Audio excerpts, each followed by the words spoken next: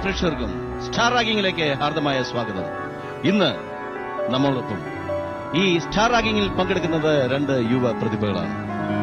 ഒന്ന്, നിവേദ്യൻ എന്ന ചിത്രത്തിലൂടെ ലോഹിതദാസ് എന്ന അനശ്വര സംവിധായകൻ മലയാള സിനിമയ്ക്ക് സമ്മാനിച്ച പ്രിയങ്കരനായ നടൻ വിനു മോഹൻ. ഒപ്പം ബോഡിഗാർഡ്, ഗുലുമാൽ തുടങ്ങിയ ചിത്രങ്ങളിലൂടെ മലയാള സിനിമയ്ക്ക് ലഭിച്ച മറ്റൊരു വരദാനം മിസ് മിത്ര കുര്യൻ. ഞാൻ ഈ വേദിയിലേക്ക് സ്വാഗതം ചെയ്യുന്നു വിനു മോഹൻ ആൻഡ് മിത്ര കുര്യൻ.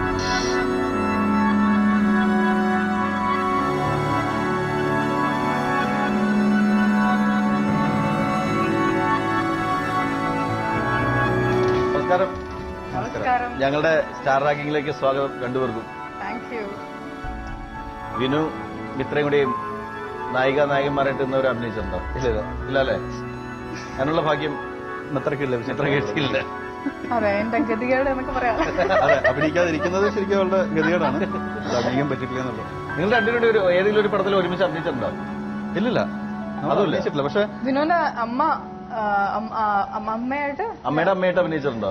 അല്ല, മിത്ര വിനുവിന്റെ അമ്മയുടെ കൂടെ ആന്റിയുടെ കൂടെ ഞാൻ അഭിനയിച്ചിട്ടുണ്ട്. ആന്റിയുടെ കൂടെ ഞങ്ങൾ പലപ്പോഴും എന്താ പറയാ, ഫിലിമിൽ കണ്ടിട്ടില്ലെങ്കിലും പല ഫംഗ്ഷൻസിലും മിക്കവാറും ഒരുമിച്ച് അതാണ് ഞാൻ വിചാരിച്ച് പരസ്പരം അടി കൂടുന്നത്. സ്റ്റാർട്ടിങ് തന്നെ ഇത്രയും അടി കൂടുമ്പോ നല്ല ധരിച്ചുകൊണ്ട് ഇല്ല.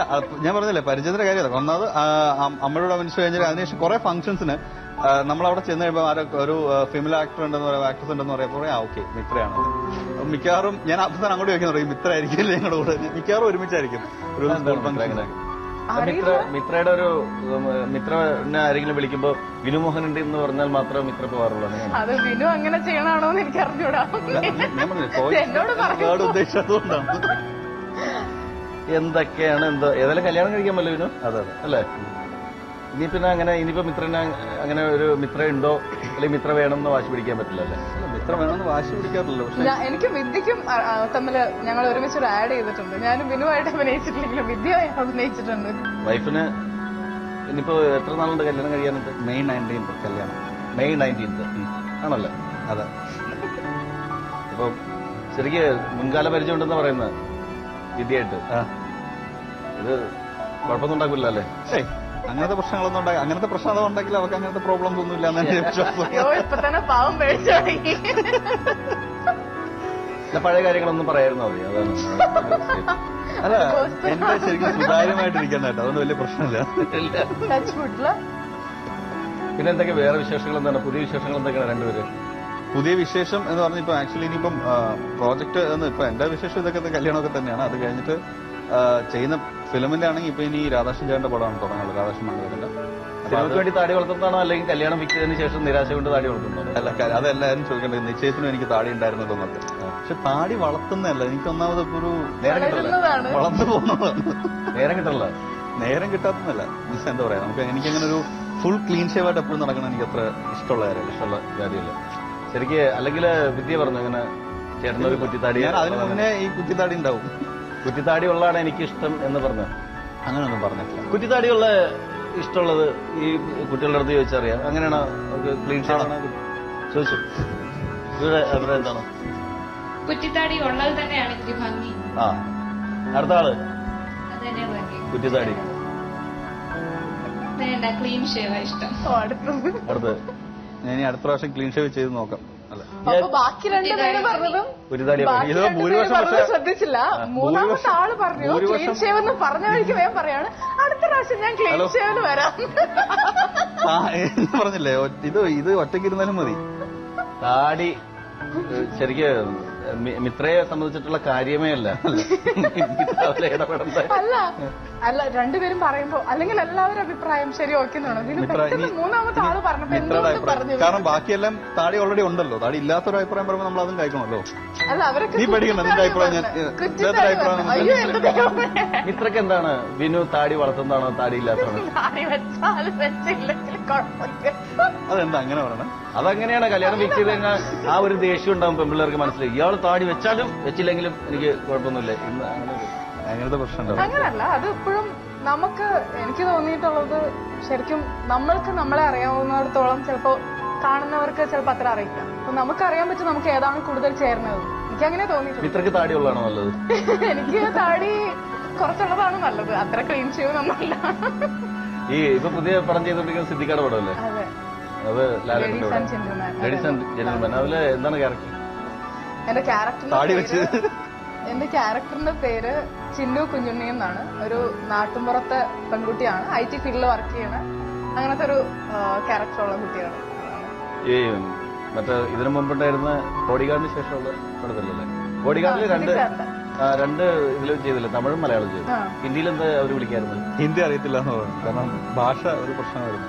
അതുകൊണ്ടാണ്. അല്ല, ഹിന്ദി അറിയാം, പക്ഷെ പറയാനറിയില്ല അല്ലെ? പറയാനും അറിയാം, കേട്ടാലും മനസ്സിലാവും. എന്താന്നുള്ളത് എനിക്ക് ഇപ്പോഴും അറിഞ്ഞൂടാ, എന്താണോ അവര് വിളിക്കുന്നത്. പക്ഷെ വേറൊരു കാര്യം, റിലയൻസ് പടം കണ്ടു കഴിഞ്ഞിട്ട് പറഞ്ഞു ഇത്രേ, എനിക്ക് കിട്ടിയ ഒരു വലിയ അപ്രീസിയേഷൻ ആണത്. ആ കുട്ടി എന്ത് നന്നായിട്ട് അഭിനയിച്ചേക്കണെന്ന് പറഞ്ഞു. ഹിന്ദിയിലല്ല, മലയാളത്തിലെ തമിഴിലും. അപ്പൊ ഇവൻ സിദ്ദിഖ് സാർ പോലും ഒരു ഇന്റർവ്യൂല് പറഞ്ഞപ്പോ എനിക്ക് ഭയങ്കര സന്തോഷമായി. എന്തായാലും നമ്മൾ നന്നായി ചെയ്തു എന്ന് കേൾക്കണത് നമുക്ക് ഭയങ്കര സന്തോഷം. എന്താണ് ഇവരോട് ചോദിക്കാനുള്ളത്?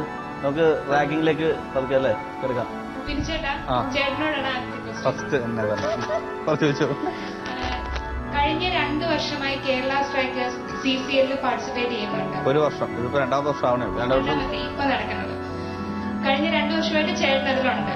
പക്ഷെ രാജീവ് പിള്ളയോ ഇന്ദ്രജിത്ത് അങ്ങനെ കുറെ പേരുടെ പേര് നമ്മൾ നിരന്തരം കേൾക്കുന്നുണ്ട്.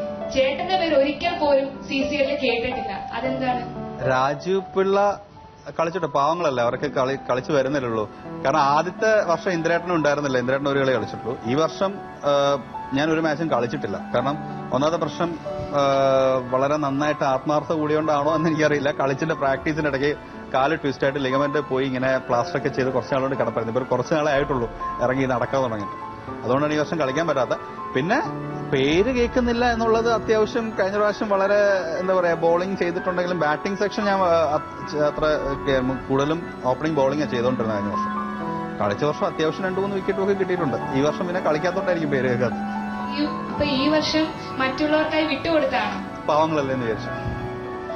അല്ല, ഇത്രയും കളിച്ചിട്ടും ബോഡി അത്ര നന്നായിട്ടൊന്നും ശരീരം എന്താണെന്ന് എനിക്ക് അറിഞ്ഞൂടാ. കാരണം ഞാൻ ഭക്ഷണം കഴിച്ചില്ലെങ്കിലും പച്ചവെള്ളം കുടിച്ചില്ലെങ്കിലും തടി വെക്കുന്നുണ്ട്. എനിക്കും ബിനുചേട്ടനോടാണ് ചോദിക്കാനുള്ളത്. 2 ചോദ്യം ഒരുമിച്ച് ചോദിക്കാം. ഒന്ന്, VPA പരിചയപ്പെട്ടത് എങ്ങനെയാണ്? ലൊക്കേഷനിൽ വെച്ചാണോ അതോ അല്ലാതെ പുറത്തുനിന്നാണോ പരിചയപ്പെട്ടത്? അതും പറയണം. പിന്നെ ഇതിനു മുമ്പ് വല്ല പ്രണയ നൈരാശ്യം ഉണ്ടായിട്ടുണ്ടെങ്കിൽ, സ്കൂളിൽ പഠിക്കുന്ന കാലത്തോ കോളേജിൽ പഠിക്കുന്ന കാലത്തോ പ്രണയ നൈരാശ്യം മറ്റും ഉണ്ടായിട്ടുണ്ടെങ്കിൽ അതിനെ പറ്റിയും പറയാം. രണ്ടും പറയണം. ഫസ്റ്റ് ചോദ്യം, വിദ്യനെ പരിചയപ്പെട്ടല്ല. വിദ്യനെ പരിചയപ്പെട്ട ശരിക്കും പരിചയം ആദ്യം കാണുന്നതൊക്കെ അമ്മ അസോസിയേഷന്റെ ഫംഗ്ഷനൊക്കെ ആയിരുന്നു.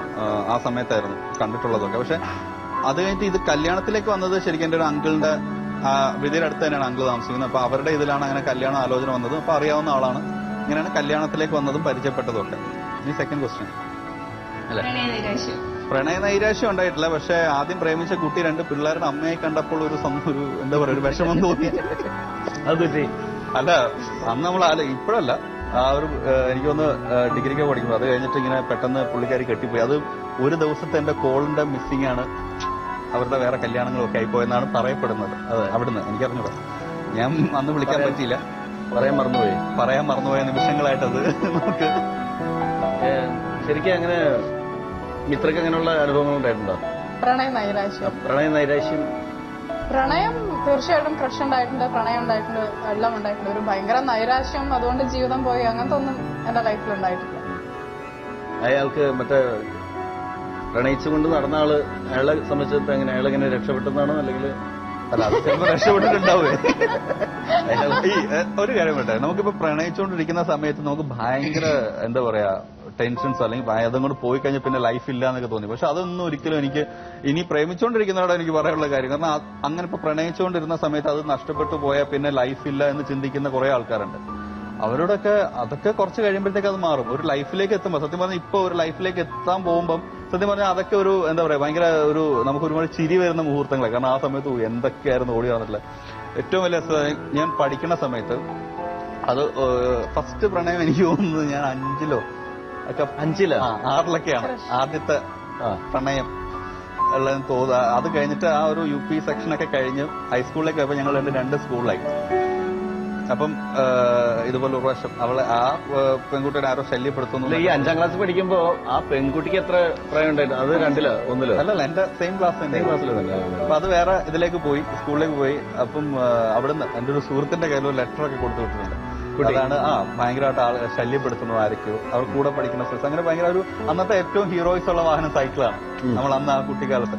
അതൊക്കെ വെച്ച് പോവുക, അവരെ ചോദ്യം ചെയ്യുക, ഭയങ്കര ഒരു എന്താ പറയാ, നാട്ടിൽ അത്യാവശ്യം. ഈ ലെറ്റർ അവസാനം അമ്മയുടെ കൈ കിട്ടി. അവസാനം അച്ഛൻ പറഞ്ഞാ നിന്നെ ഇപ്പൊ പിടിച്ച് കെട്ടിച്ചോട്ടെന്ന് പറഞ്ഞു. പിന്നെ വീട്ടിൽ എനിക്ക് ഒരു എപ്പോ ഞാൻ സ്കൂൾ കഴിഞ്ഞ് വീട്ടിൽ വന്നാലും ഇതിന്റെ കഥയല്ലാതെ വേറെ ഒന്നും പറയാനുണ്ടായിരുന്നില്ല. അതൊക്കെ ശരിക്കും ആ സമയത്തൊക്കെ ടെൻഷനാണ്. ദൈവം ഇനി ചത്താലും വേണ്ടില്ല എന്നൊക്കെയുള്ള ടെൻഷനാണ്. പക്ഷെ ഇപ്പൊ അതൊക്കെ ആലോചിക്കുമ്പോൾ ഭയങ്കര രസകരമായിട്ട് തോന്നാറുണ്ട് നമുക്ക്. അല്ല, ശരിക്ക് ഇപ്പോ ലവ് മാരേജ് ആണ്. ലവ് മാരേജില് ലവ് മാരേജ് അല്ല, അറേഞ്ച് മാരേജ് ആണ്. അറേഞ്ച്ഡ് മാരേജ് ആണല്ലേ? അല്ലെ, അറേഞ്ച്ഡ് മാരേജ് ആയിരുന്നോ അല്ലെങ്കിൽ ലവ് ചെയ്തിട്ട് അല്ലെങ്കിൽ മറ്റേ ആ ടൈപ്പ് കല്യാണം കഴിക്കുന്നതായിരുന്നു നല്ലത്? ഏതാണ് ശരിക്ക് ഫീൽ ചെയ്യുന്നത്? അല്ല, മാരേജ് നഷ്ടബോധം തോന്നുന്നുണ്ടോ? എനിക്ക് കുറച്ചുകൂടി പ്രേമിച്ചു തന്നിട്ടൊക്കെ കെട്ടിയ മതിയായിരുന്നു. ലവ് മാരേജ് ആണ് ഇന്നത്തെ കാലത്ത് എനിക്ക് തോന്നുന്നു കുറച്ചും കൂടെ നല്ലത്. പക്ഷെ ഇതിപ്പോ ഞാൻ പറഞ്ഞില്ല, എനിക്ക് ലവ് മാരേജ് അല്ല അറേഞ്ച് മാരേജ് ആണെങ്കിൽ പോലും അറിയാവുന്ന ആൾക്കാരാണ്, ഫാമിലിയായിട്ട് നന്നായിട്ട് അറിയാവുന്ന. പിന്നെ ലവ് ചെയ്യാനുള്ള സമയമുണ്ടല്ലോ. പറയാനുള്ളൊക്കെ ഇപ്പൊ പറഞ്ഞു തന്നിട്ടുണ്ടെങ്കിൽ അവസാനം വേറൊരു പ്രോബ്ലം ഉണ്ട് കേട്ടോ. നമ്മളെല്ലാ കാര്യങ്ങളും കാരണം സെക്കൻഡ്സ് വെച്ചിട്ട് കോൾ വന്നോണ്ടിരിക്കുമല്ലേ. അധികം അങ്ങനെ ഫോൺ സംസാരങ്ങൾ കുറവാണ്. ഫോൺ സംസാരിച്ച് എന്റെ ഒരു ഫ്രണ്ട് ഉണ്ട് ഇതുപോലെ ഫോണിൽ സംസാരിച്ച് കല്യാണം കഴിച്ചു കഴിഞ്ഞപ്പോ ഒന്നും പറയാനില്ല. രണ്ടുപേരും മുഖത്തോട് നോക്കി നിന്നിട്ട് കല്യാണം കഴിച്ചു കഴിഞ്ഞാൽ പിന്നെ നമ്മൾ ഈ പൊന്നെ കരള എന്നുള്ളത് സംഭവം ഒരിക്കലും വിളിക്കില്ല. പിന്നെ കുറച്ച് അതുവരെയൊക്കെ വിളിച്ചോളൂ. അത് കഴിഞ്ഞ് കുറച്ച് നാള് കഴിയുമ്പോ പിന്നെ ഈ പൊന്നെ കരളെ തന്നെ മറന്നു പോകും നമ്മള്. പിന്നെ വേറെ എന്തെങ്കിലും പിന്നെ ഈ പൊന്നെ കരള ഇത് എപ്പോഴെങ്കിലും ഞാൻ വിളിച്ചിട്ടുണ്ടോ? ഉണ്ടല്ലേ. ശരിക്കും അങ്ങനെ ആ 2 വാക്ക് കുറെ കഴിയുമ്പോ വിട്ടുപോകാൻ സാധ്യത. അങ്ങനെ വിട്ടുപോകല്ലേ, അങ്ങനെ പ്രാർത്ഥിക്കാം അല്ലേ? അതെ തീർച്ചയായിട്ടും അങ്ങനെ വിട്ടുപോകാൻ. അനുഭവസ്ഥരെയൊക്കെ ആരെങ്കിലൊക്കെ വിളിച്ചുകൊണ്ട് ഇരിക്കണ്ടാവും. അതൊക്കെ കുറെ കഴിയുമ്പോ ഇപ്പൊ കേൾക്കാവുന്നിടത്തോളം കേൾക്കാം. അല്ല, പ്രണയത്തിൽ എപ്പോഴും ഒരു ആരംഭശൂരത്വം അതെപ്പോഴും ഉണ്ടാവും. നമ്മൾക്ക് വിനു പറഞ്ഞ പോലെ ചെറുപ്പത്തിലെ കാര്യം ആലോചിക്കുന്ന പോലെ ഇപ്പൊ നമ്മൾ പ്രണയിച്ചുകൊണ്ടിരിക്കുമ്പോൾ അതിപ്പോ ലൈവായിട്ട് പ്രണയിക്കുമ്പോഴാണെങ്കിലും നമുക്ക് തുടക്കത്തിലൊക്കെ ഭയങ്കര സംഭവമായിരിക്കും. കുറച്ചാൾ കഴിയുമ്പോൾ അതൊരു ആരംഭശൂരത്വം എന്നുള്ളത് രണ്ടുപേർക്കും ഉണ്ടാവും പരസ്പരം. കുറച്ചാൾ കഴിയുമ്പോൾ അത് പിന്നെ അത് ഭയങ്കര പ്രാക്ടിക്കൽ ആവും. ആദ്യമേ ഭയങ്കര ഇമോഷണലി റൊമാൻറ്റിക് ഒക്കെ ആയിരിക്കും. പിന്നെ കുറെ അത് കുറഞ്ഞ് കുറെ പ്രാക്ടിക്കൽ ആവും. ഞാൻ സംശയം ഉണ്ടെങ്കിൽ മിത്രയോടാ ചോദിക്കാം. ഇത് ഇപ്പോഴും എനിക്ക് അറിയണം കേട്ടോ ആദ്യമായിട്ട്. പക്ഷെ ഞാൻ വിനുവിനെ ഈ കാര്യം അറിഞ്ഞപ്പോ ഞാൻ ആദ്യം വിളിച്ച് ചോദിച്ചു ലവ് മാരേജ് ആണോ? അന്ന് അറിഞ്ഞിട്ടില്ല. ഇല്ലടി അറേഞ്ച് മാരേജ് ആണോ? ചുമ്മാ കള്ള ഇല്ലടി സത്യമായിട്ടൊന്നും പറഞ്ഞു. ശരി, ഓക്കെ.